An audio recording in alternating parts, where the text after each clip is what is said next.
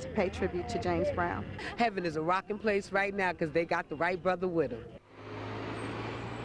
James Brown's body will now be transported back to his hometown of Augusta, Georgia, where he will be buried on Saturday, buried in a 24-karat gold coffin.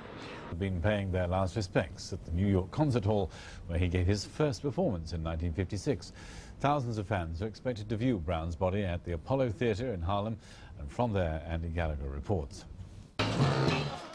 As flamboyant in death as he was in life, this was a tribute fit for musical royalty. Drawn through the streets in a gold coffin, it was more of a celebration than a somber goodbye. They say the hardest working man in show business. Thousands lining the streets to pay tribute to the music and life of one of the world's most influential performers. His body was brought to the Apollo Theatre in Harlem, the most important venue in African-American music.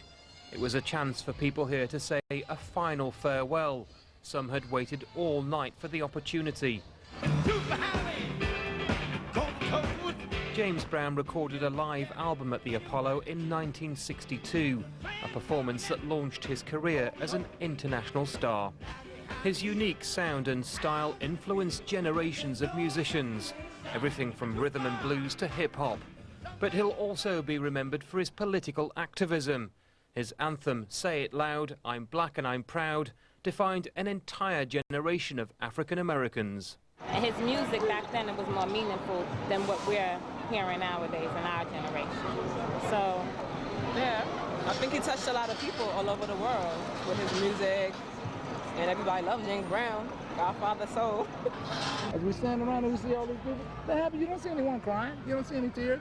No. The man did it on the good foot, you know.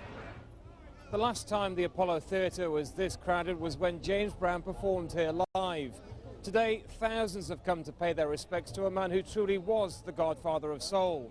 When asked about his influence on music, James Brown said, I taught them everything they know, not everything I know. Andy Gallagher. He was called the Godfather of Soul for a reason. James Brown, he felt good. He made you feel good. And if there were any question about the magnitude of his impact, it was answered today. The outpouring, unbelievable. Thousands of fans came from all over